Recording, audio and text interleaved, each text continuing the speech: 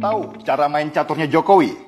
Oke, kita lihat bagaimana Jokowi memainkan bidak-bidaknya. Tujuannya kali ini adalah menjadikan ekonomi Indonesia meroket dengan membangun super holding BUMN. Bidak-bidak Jokowi adalah para menterinya. Dan menarik melihat bagaimana Jokowi menempatkan para menterinya untuk mencapai tujuan. Menteri pertama yang dipasangnya adalah Mahfud MD, Menko Polhukam. Tugas Mahfud yang paling penting kali ini adalah menyusun undang-undang Omnibus Law. Omnibus Law ini adalah produk undang-undang yang nantinya akan menyeragamkan undang-undang investasi yang selama ini bertentangan. Sebagai contoh, misalnya, di daerah A peraturan investasinya X, sedangkan di pusat peraturan investasinya Y, jadinya bertentangan. Nah, ini menyulitkan investor asing masuk ke Indonesia. Omnibus Law akan membuat peraturan yang mengikat dan menjadi rujukan para investor untuk berinvestasi di daerah. Dan yang kedua adalah Kepala BKPM, Bahlil Lahadalia. Kalau dilihat secara keilmuan dalam bidang investasi, Bahlil jelas tidak ada apa-apanya dibandingkan Tom Lembong, Kepala BKPM sebelumnya. Tapi ternyata Tom Lembong tidak bisa menyelesaikan masalah selama ini, yaitu peraturan perizinan di daerah. Bahlillah yang dirasa cocok, harus pakai gaya preman untuk mendobrak masalah di daerah, bukan model ningrat macam Tom Lembong punya. Yang ketiga, Mendagri Tito Karnavian. Tito punya urusan mengatur regulasi terutama perda-perda daerah. Salah satunya mengatur kembali pilkada langsung yang malah menjadikan bupati dan wali kota raja-raja kecil yang menghambat investor asing dengan segala peraturannya yang rumit. Yang keempat, ada KPK. KPK selama ini dianggap sebagai momok untuk pemerintahan daerah melakukan inovasi supaya investor asing masuk.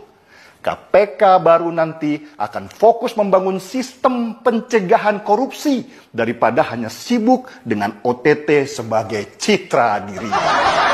Nah, sesudah masalah perizinan itu sudah dibangun panglima-panglima perangnya, Jokowi kemudian membangun kendaraan perangnya lewat konsep super holding BUMN.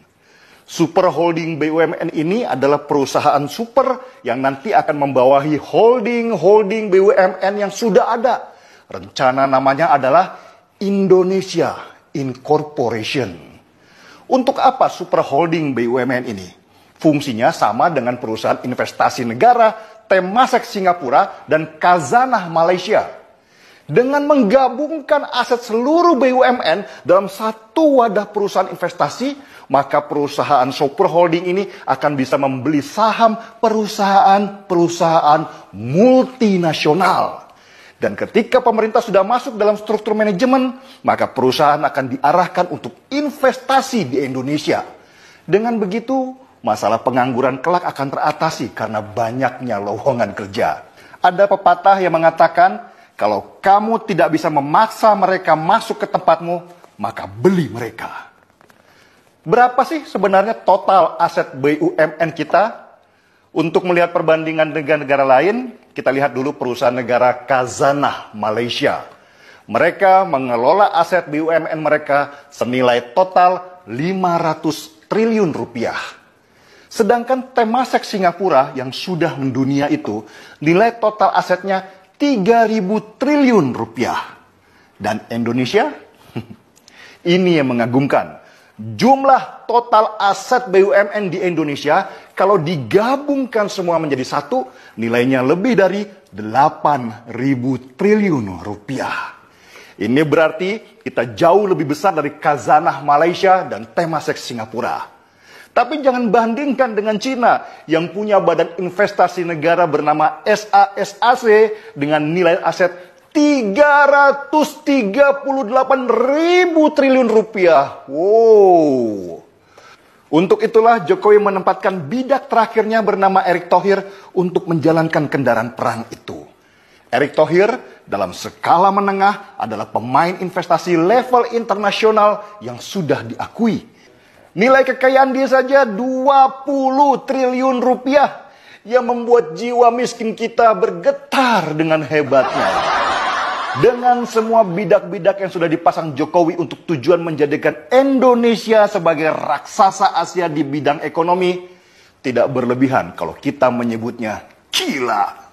Karena baru kali inilah kita mendapat seorang presiden yang merevolusi model ekonomi kita supaya bisa menjadi nomor satu di antara para kompetitornya. Terbanglah Garuda, bentangkan sayap-sayapmu seluas-luasnya. Negeri ini sedang bangkit dari tidur panjangnya. Mari kita ikutan gila. Saya seruput kopi dulu. Saya Dennis Regar, kita di acara Timeline. Saya yakin jika kita sepakat dengan satu visi Indonesia maju, kita mampu melakukan lompatan kemajuan. Lompatan untuk mendahului kemajuan bangsa lain.